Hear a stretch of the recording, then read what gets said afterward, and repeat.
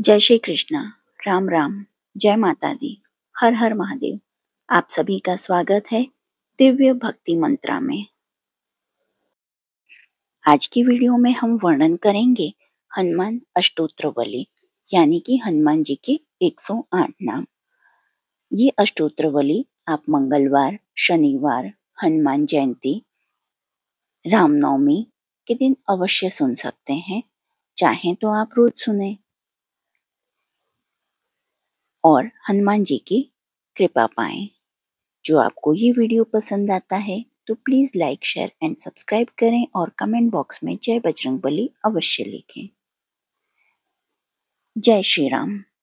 सनातन धर्म की दिव्य परंपरा में भगवान हनुमान जी का नाम श्रद्धा, भक्ति और शक्ति का पर्याय है। वे भक्त शिरोमणि हैं, रघुनंदन श्री राम के अनन्य सेवक और अमर लीलाओं के अद्वितीय पात्र। उनकी स्तुति मात्र से ही संकटों का नाश होता है और आत्मा को अटूट बल प्राप्त होता है। हनुमान जी को अनेक नामों से पुकारा जाता है। उन्हें कोई मारुति नंदन कहता है, कोई बजरंगबली, तो कोई रामदूत। इन 108 दिव्य नामों में उनके तेज, पराक्रम, ज्ञान, भक्ति और करुणा के अनगिनत स्वरूप समाहित हैं। यह 108 नाम न केवल उनके विविध गुणों का स्मरण कराते हैं, बल्कि हर नाम में एक विशेष आध्यात्मिक शक्ति निहित है। जो भी श्रद्धा और विश्वास से इन नामों का जाप करता है, उसके जीवन से भय, रोग, कष्ट और अज्ञान का नाश निश्चित होता है। आइए इस दिव्य स्तुति के माध्यम से हनुमान जी के उन 108 पावन नामों का स्मरण करें और उनके चरणों में अपनी भक्ति समर्पित करें। बोलिए पवन पुत्र हनुमान की जय। श्री राम भक्त हनुमान की जय। चलिए शुरू करते हैं हनुमान अष्टोत्र शतनामवली, हनुमान जी के 108 नाम।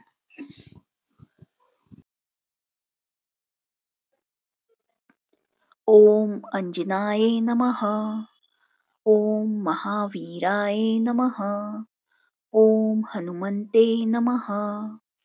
ओम मारुतात्मजाय नमः। ओम तत्वज्ञानप्रदाय नमः। ओम सीता देवी मुद्रा प्रदायकाय नमः। ओम अशोकावन क्षेत्रे नमः। ओम सर्वमाया विभंजनाय नमः। ओम सर्वबंधविमोत्रे नमः। ओम रक्षो विंध्यवंशकारकाय नमः। ओम परविद्या परिहारे नमः। ओम परशौर्य विनाशनाय नमः। ओम परमंत्र निराकर्त्रे नमः। ओम परयंत्र प्रभेदके नमः। ओम सर्वग्रह विनाशिनाय नमः। ओम भीमसेन सहायकृते नमः। ओम सर्वदुःखहराय नमः। ओम सर्वलोकचारिणाय नमः। ओम मनोजवाय नमः। ओम पारिजाताय द्रुमूलस्थाय नमः। ओम सर्वमंत्र स्वरूपवते नमः। ओम सर्वतंत्र स्वरूपणे नमः। ओम सर्वयंत्रात्मकाय नमः। ओम कपीश्वराय नमः। ओम महाकाय नमः। ओम सर्वरोगहराय नमः। ओम प्रभेवाय नमः। ओम बलसिद्धकराय नमः। ओम सर्वविद्यासम्पत्तिप्रदायकाय नमः। ओम कपीसेनानायकाय नमः। ओम भविष्यचतुरनाय नमः। ओम कुमार ब्रह्मचार्ये नमः। ओम रत्नकुंडलदीप्तिमते नमः। ओम चंचलद्वाल सनतलंब मानसिखोज्ज्वलाय नमः। ओम गंधर्व विद्या तत्वज्ञाये नमः। ओम महाबल पराक्रमाय नमः। ओम काराग्र विमुक्त्रे नमः। ओम श्रृंखला बंध मोचकाय नमः। ओम सागरोत्तारकाय नमः। ओम प्राज्ञाय नमः। ओम रामदूताय नमः। ओम प्रतापवते नमः। ओम वानराय नमः। ओम केसरी सूताय नमः। ओम सीताशोक निवारकाय नमः। ओम अंजनागर्भ संभूताय नमः। ओम बालका सर्द शाननाय नमः। ओम विभीषण प्रियकराय नमः। ओम दशग्रीव कुलंतकाय नमः। ओम लक्ष्मण प्राणदात्रे नमः। ओम वज्रकाय नमः। ओम महाद्युताय नमः। ओम चिरंजीविने नमः। ओम राम भक्ताय नमः। ओम दैत्यकार्य विघातकाय नमः। ओम अक्षहंत्रे नमः। ओम कांचनाभाय नमः। ओम पंचवक्त्राय नमः।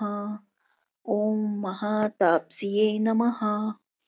ओम लंकिनी भजनाय नमः। ओम श्रीमते नमः। ओम शिंगिका प्राणभंजनाय नमः। ओम गंधमादनाय शैलस्थाय नमः। ओम लंकापुर विदायकाय नमः। ओम सुग्री सचिवाय नमः। ओम धीराय नमः। ओम शूराय नमः। ओम दैत्यकुलंताकाय नमः।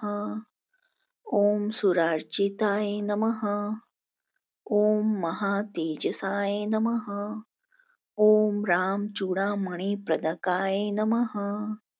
ओम कामरूपिणे नमः। ओम पिंगलाक्षाय नमः। ओम वर्धिमेनाकपूजिताय नमः। ओम कबलीकृत मार्तंड मंडलाय नमः। ओम विचितेन्द्रियाय नमः। ओम राम सुग्रीसंद्राय नमः। ओम महारावणमर्दनाय नमः। ओम स्फाटेकाभ नमः। ओम वागधीशाय नमः। ओम नव्यायकृत पंडिताय नमः। ओम चतुर्बाहवे नमः। ओम दीनबंधुराय नमः। ओम महात्माय नमः। ओम भक्तवत्सलाय नमः। ओम संजीवन नगाहर्ते नमः। ओम सूचये नमः। ओम वाग्मिने नमः। ओम दृढ़व्रताय नमः। ओम कालनेमि प्रमथन नमः। ओम हरिमर्कटमर्कटाय नमः। ओम दान्ताय नमः। ओम शान्ताय नमः। ओम प्रसन्नात्मने नमः। ओम शान्तकण्ठमदापहते नमः। ओम योग्याय नमः। ओम मखतालोलाय नमः। ओम शीता वैष्णवे पंडिताय नमः। ओम वज्रधनुष्टाय नमः। ओम वज्रनखाय नमः। ओम रुद्रवीर्यसमुद्भवाय नमः। ओम इन्द्रजित्पहिता मोघ ब्रह्मास्त्र विनिवारकाय नमः।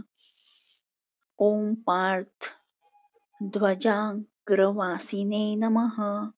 ओम शरपंजरभेदकाय नमः। ओम दशबाहवे नमः। ओम लोकपूज्ये नमः। ओम जामप्रीतिवर्धनाय नमः। ओम सीतारामपादसेवाय नमः। इति श्री हनुमान जी 108 नाम समाप्त। जो आपको हनुमान जी के नाम पसंद आए हों तो please like, share and subscribe. देखने के लिए धन्यवाद। और किसी भगवान के 108 नाम जानने की इच्छा हो और आपको आगे वाले वीडियो चाहिए तो प्लीज़ प्रेस बेल आइकन। देखने के लिए धन्यवाद। जय हिंद, जय भारत।